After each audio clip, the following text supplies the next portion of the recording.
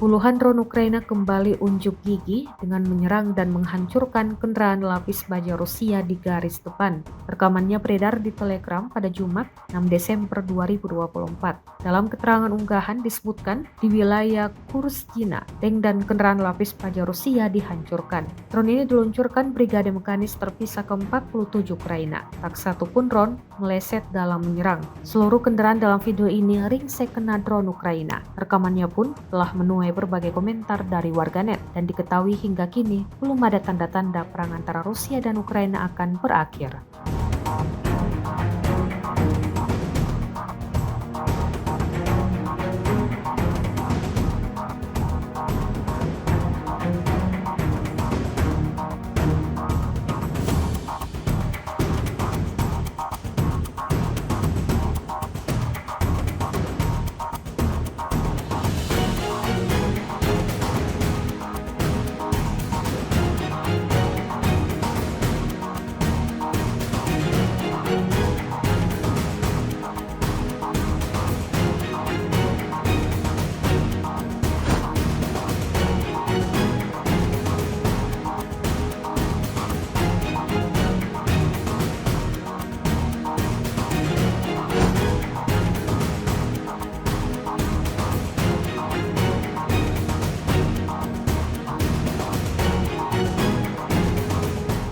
Download Tribun X sekarang, menghadirkan lokal menjadi Indonesia.